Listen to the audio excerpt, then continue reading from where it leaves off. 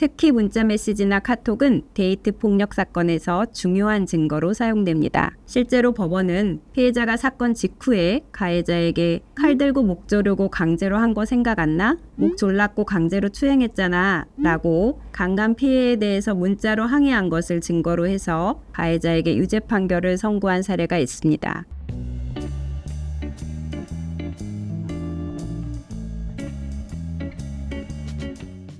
성범죄 사건 전문 아리아 법률사무소 임혜진 변호사입니다. 오늘은 데이트 폭력에 대해서 알아보겠습니다. 요즘은 데이트 폭력을 교제 폭력이라고도 합니다. 가벼운 사건 하나 보면 얼마 전에 애인 휴대폰에 비밀번호를 몰래 입력해서 전 여자친구 연락처와 동영상을 본 30대 여성 사건이 있었는데 2심에서 무죄가 났습니다. 이렇게 다른 사람 휴대폰에 몰래 비밀번호를 입력해서 내용을 보면 법상은 전자기록 등 내용 탐집죄입니다. 1심에서는 유죄였는데 2심에서는 사회상규상 허용되는 정당행위로 판단해서 무죄가 났습니다. 원래 휴대폰 비밀번호를 알고 있었고 여자 문제로 갈등이 있었다는 점 등을 고려해서 무죄 판결이 난 겁니다. 이렇게 연인의 휴대폰을 몰래 보는 것, 이것도 데이트 폭력인데요. 현재 교제 중인 연인 간에 또는 헤어진 연인 간에 발생하는 폭력이 데이트 폭력입니다. 주로 문제되는 것은 첫 번째로는 신체적 폭력입니다. 상해, 폭행, 감금, 재물손괴가 대표적입니다. 두 번째는 정신적인 폭력입니다. 모욕, 협박, 통신매체 이용 음란이 여기에 해당합니다. 세 번째는 성적 폭력입니다. 강간, 강제추행, 카메라 촬영, 촬영물 이용 협박, 스토킹이 여기에 해당합니다. 이렇게 성범죄가 결합된 경우는 바로 구속되는 경우가 많고 실형 나올 확률이 높습니다. 데이트 폭력은 두 가지 케이스가 가장 많은데요. 첫 번째 유형은 연인 간의 이성관계를 의심해서 발생하는 경우입니다. 다른 이성을 만나는지 의심해서 휴대폰을 몰래 보고 다른 이성과 연락한 흔적을 발견하면 상대방을 신체적으로 타격하거나 협박하고 강제로 성관계를 하고 물건을 부수고 못 나가게 하면서 바람핀 걸 인정하라고 강요한다든지 이전에 함께 찍은 성관계 영상을 주변 사람들에게 뿌리거나 뿌리겠다고 협박하는 그런 형태로 발생합니다. 두 번째 유형은 한쪽이 이별 요구를 받아들이지 못하는 경우입니다. 이런 경우는 죽어버리겠다고 협박한다든지 계속 찾아가고 문자 보내고 하는 스토킹과 결합되는 경우가 허다합니다. 최근 데이트 폭력 처벌 수위는 계속 높아집니다. 특히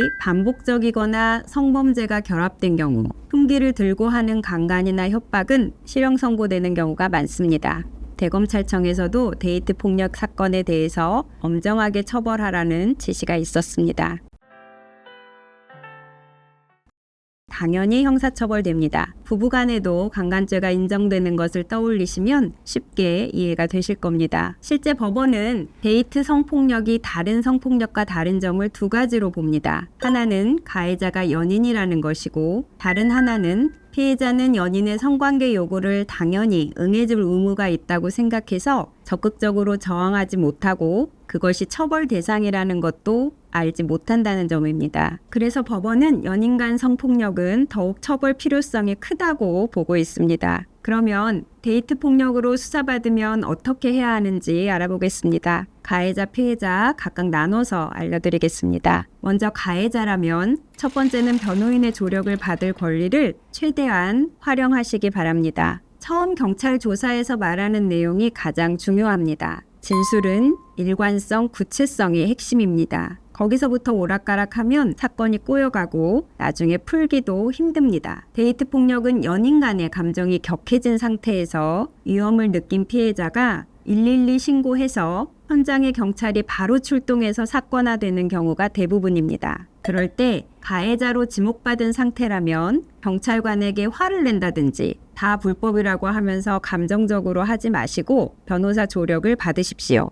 야간이나 새벽에 경찰이 갑자기 들이닥치더라도 변호사를 선임하겠다고 말한 후에 차분히 응하시는 것이 좋습니다. 현장에서 바로 체포되는 급한 상황, 이럴 때 전문가인 변호사의 조력은 아주 효과적입니다. 현장에서 체포되거나 한 것이 아니고 경찰이 전화해서 언제 나오라고 하는 경우에도 변호사와 함께 사건과 기억을 잘 정리하시고 말할 내용을 정돈하신 후에 변호사 동석하에 조사받는 것이 필요합니다. 연인 간 관계인이 이제까지 서로 나눈 카톡이나 대화도 많을 겁니다. 유리한 자료라면 잘 정리하셔서 내셔야 합니다. 그리고 상대방이 낸 카톡이나 녹음이 있다면 논리적으로 반박도 해야 합니다. 가해자가 두 번째로 유의할 점은 일단 사건이 되면 피해자에게 연락하는 것은 절대로 하면 안 됩니다. 별로 큰 사건이 아니었는데 괜히 경찰 조사 받고 나가서는 피해자에게 연락해서 사실대로 말하라, 왜 거짓말하냐, 또는 신고 취소해라 이렇게 말하다가 덜컥 구속되는 경우 많습니다. 특히 스토킹이 끼어 있어서 법원에서 이미 접근 금지나 연락 금지 조치가 되어 있는데 그걸 무시하고 피해자에게 접근하면 바로 구속됩니다. 합의가 필요한 사건이면 피해자에게 직접 연락하면 안 되고 변호사를 통해서 해야 합니다. 가해자가 세 번째로 조심할 점은 섣불리 상대방을 맞고서 하는 것은 오히려 불리합니다. 데이트 폭력 사건에서 상해로 조사받고 나서 상대방도 때렸다니까요. 저도 상처 났다고요 하면서 병원 가서 진단서 발급받아서 바로 맞고서 하는 경우들 많습니다. 이렇게 수사 초기에 사건 얼개도 나오지 않은 상태에서 무턱대고 상대방을 맞고서 하면 본인 사건에서 불리해집니다. 일단 본인이 수사받는 사건부터 정리해 가면서 맞고서는 변호사 검토를 거쳐서 나중에 하셔도 충분합니다. 다음은 데이트 폭력 피해자인 경우에 알아두셔야 할 점들입니다. 첫 번째는 증거를 확보해야 합니다. 맞았다면 상처 사진과 진단서가 필요하고 협박당했다면 문자나 녹음 파일이 있으면 증거가 됩니다. 모텔에서 감금당했다가 빠져나온 거라면 경찰관에게 모텔 CCTV를 빨리 확인해 달라고 해야 합니다. 강간 같은 성범죄 피해가 있었다면 경찰 성폭력 키트로 몸에 남은 DNA나 상처 등을 잘 확보해 두어야 됩니다. 문자 메시지, 카톡도 물론 보존해야 합니다. 특히 문자 메시지나 카톡은 데이트 폭력 사건에서 중요한 증거로 사용됩니다. 실제로 법원은 피해자가 사건 직후에 가해자에게 칼 들고 목 조르고 강제로 한 거 생각 안 나? 목 졸랐고 강제로 추행했잖아 라고 강간 피해에 대해서 문자로 항의한 것을 증거로 해서 가해자에게 유죄 판결을 선고한 사례가 있습니다. 피해자가 두 번째로 체크하실 점은 신속한 신고입니다. 데이트 폭력은 시간이 갈수록 심해지고 증거도 사라집니다. 초기에 신속하게 신고하고 법적 조치를 취하는 것이 중요합니다. 그런 상황이 생긴다면 현장에서 112 신고하는 것이 가장 좋습니다. 112 신고는 사람이 위급 상황에서 순간적으로 구조 요청을 하는 것이라 다른 의도가 없고 진실일 것이라고 믿습니다. 수사기관에서 피해자 말을 믿는 첫 번째 시그널은 112 신고입니다. 언론에 자주 나오는 것처럼 데이트 폭력은 자칫 살인처럼 강력사건으로 넘어갑니다. 반드시 피해가 커지기 전에 신속하게 신고나 고소하시기 바랍니다. 데이트 폭력 사건 합의하면 어떻게 되는지도 궁금하실 텐데요. 경미한 상해나 폭행, 재물손괴라면 합의하면 초범이고 반성한다면 검찰 단계에서 기소유예도 바라볼 수 있습니다. 하지만 강간이나 카메라 촬영 같은 성범죄라든지 감금 같은 강력범죄가 결합되어 있으면 합의해도 실형 나올 수도 있습니다. 데이트 폭력 사건은 카톡, 녹음, 녹취, 피해자 진술의 신빙성 이런 디테일 싸움입니다. 혼자 대응하면 감을 잡기가 어렵습니다. 반드시 경찰 처음 조사부터 변호사 조력을 받으셔서 대응하시기 바랍니다. 오늘은 데이트 폭력 알아봤습니다. 다음에도 유익한 정보로 찾아뵙겠습니다.